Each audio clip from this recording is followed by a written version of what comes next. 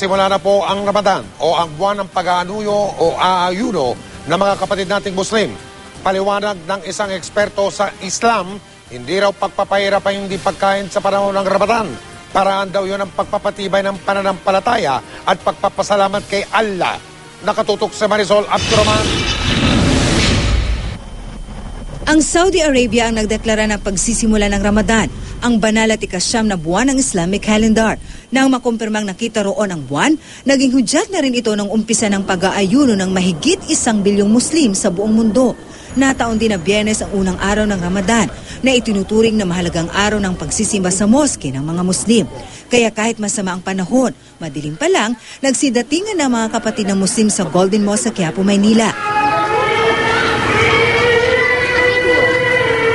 Sabay-sabay din nagdasal kaninang tanghali. Ito po ay tinatawag na Shahrul Rahma. Ibig sabihin po, buwan ng biyaya wa Shahrul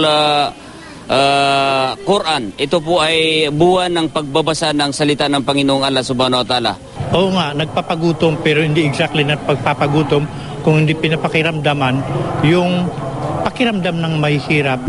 Ang Ramadan ay isa sa mga haligi ng Islam, kaya naman napakahalaga nito para sa mga Muslim dahil muli na namang maisa sa katuparan ang utos ni Allah. Kaya ito raw ang pinakahihintay na okasyon ng pamilya Sultan sa Taguig City. Gaano man sila kabisi sa kanilang negosyo. Nagdadasal kami, yung talaga ginaano namin talaga na pinaparamdam namin sa sarili namin na talaga Ramadan. Yung ang ano namin, talagang ano namin, focus namin magsimba, yung talagang iano namin ng hindi kami magkakasala, ganun lang. Sa Lawag, Ilocos Norte, hindi rin napigilan ng ulan ang mga Muslim para magtungo sa moske. Nagsimba rin ang mga matatanda at batang lalaki na nakahiwalay sa mga kababaihan sa Iloilo City. Kasama rin sa ipinagdarasal ng mga Muslim ngayong Ramadan ay ang problema sa West Philippine Sea.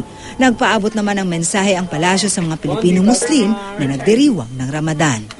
The coming weeks shall be dedicated to the solemn fulfillment of the tenets of your spirituality, demanding great sacrifice and due discipline. As an act of surrender to Allah, Marisol Abdurrahman, nakatuto 24 oras.